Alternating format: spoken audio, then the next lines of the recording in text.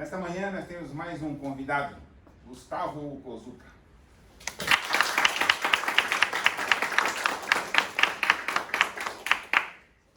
Gustavo, obrigado pela visita e nos atender também nessa manhã. E hoje nós vamos pedir para você contar, Gustavo, um pouco da sua história, da sua trajetória profissional como um jovem empreendedor. Bom dia, pessoal. Bom dia. Bom dia, boa tarde, boa noite para quem está assistindo lá no vídeo, né? A gente está gravado, então não importa a hora que eles estão assistindo. Então é um prazer muito grande estar aqui com vocês. Faz tempo que eu não venho aqui no BankOK de colaboradores. Eu até perguntei para o Lucas, tem alguém aqui que não me conhece ainda? Eu falei, acredito que não. Tem bastante colaboradores do terceiro turno que depois pode assistir gravado. Mas é sempre um prazer, uma honra muito grande estar aqui. A gente acaba viajando muito quem é do marketing, então por isso que a gente acaba não participando dos nossos BankOKs.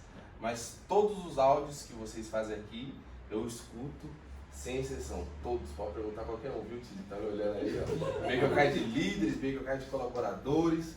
É muito importante a gente estar sempre a par do que está acontecendo, as circulares, para a gente estar acompanhando. Então, para me apresentar, eu sou o Gustavo Kozuka, também sou um dos sucessores do Grupo Kenkopato, filho mais novo do Kozuka e da Marli, e irmão mais novo do Lucas. Então, o Lucas e o Bruno também já participou aqui com vocês, já contou a história deles. Eu não quero ficar muito repetitivo contando como é que foi o início dessa nossa trajetória, mas eu quero contar os pontos que mais me chamou a atenção e o que eu faço hoje, para vocês entenderem um pouco, porque existe uma analogia. Nós sempre fizemos um BankOK com o Kozuka e um BankOK com o Renato, de sucessão empresarial.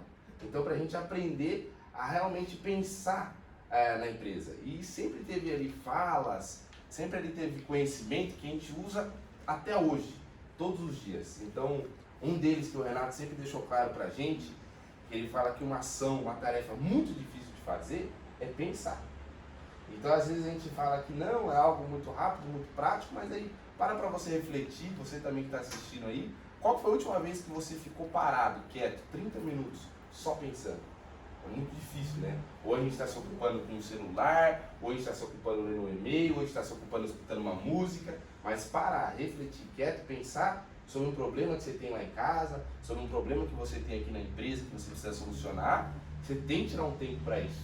Então, esses conhecimentos que é necessário na parte de liderança, na parte de empresarial, na parte de colaborador, é muito importante. Então, tanto isso quanto ele trouxe para a gente uma analogia, eu sempre gostei muito, que ele fala assim, olha, a nossa empresa funciona como se fosse um cavalo com uma charrete. Mas não pensa uma charretinha velha, é uma charrete bonita, uma charrete aquela que a gente vê nas novelas, nos filmes, que é aquela charrete que tem os reis e assim por diante. E o que é essa analogia? A charrete é a fábrica, somos nós. Então a charrete tem que estar impecável, a charrete tem que estar limpa, a charrete tem que estar andando, porque se não tiver uma roda, ela cai, ela não funciona. E quem que é o cavalo? Alguém sabe?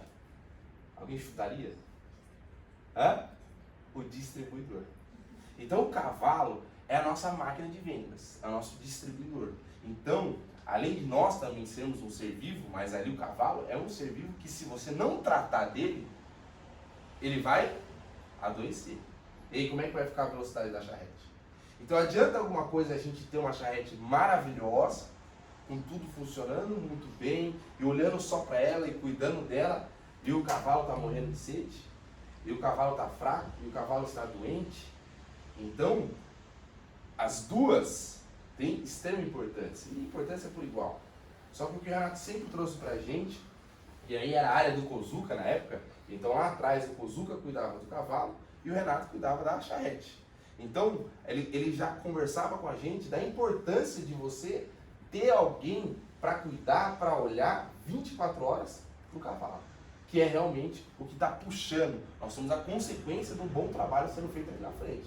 Porque se não tivermos aqui o faturamento, se não tivermos aqui o distribuidor trabalhando, o distribuidor se desenvolvendo, ele crescendo, a gente não consegue se desenvolver. Então a gente tem que entender essa questão. Então quando ele passou isso pra gente, isso me chamou muita atenção. Eu queria entender um pouquinho melhor como é que ficaria isso. Isso aqui é minha coisa. É? Mesa, controla meu tempo, tá? Porque vocês sabem como é que eu sou aqui na frente. Então, eu queria entender como é que funcionava essa questão do cavalo. Poxa, isso é tão importante assim para a empresa, se é algo assim que é essencial, ele tem que ser o centro da empresa.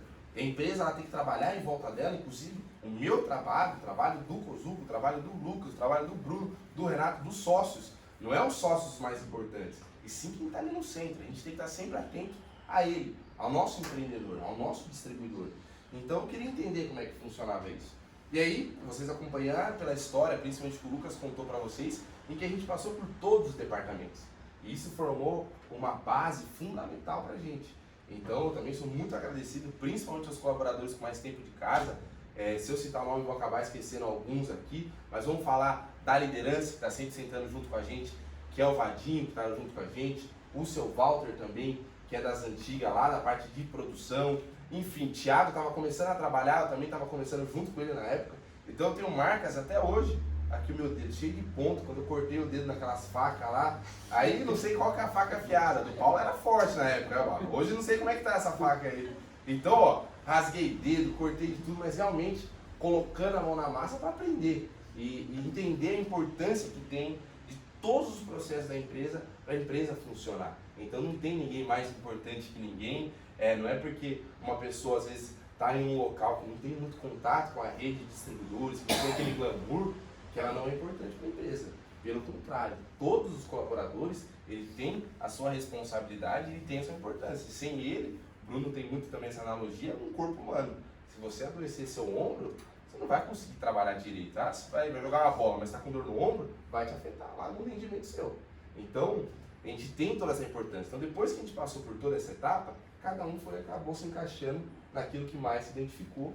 Foi quando eu fiz a minha primeira viagem junto com o Takashi Kozuka. O Takashi vai vir aqui? Vai voltar. O Takashi vai voltar aqui para conversar com vocês e também no vídeo. Então, quando eu fiz minha primeira viagem com o Takashi, eu devia ter em torno de uns 16 para 17 anos de idade. E eu fui para Cuiabá, Mato Grosso. Então, muito quente lá. E era um trabalho completamente diferente da fábrica. Então, a fábrica é um trabalho mais processual, né? A gente tem etapas para cumprir ao longo do dia, você vem sempre para o mesmo local, você cria uma rotina. E eu gosto disso também, mas eu falo para vocês que minha paixão está no dinamismo. Então, quem vai trabalhar no campo, cada dia é um dia, cada problema é um problema. Então, a gente tem problemas? Muitos.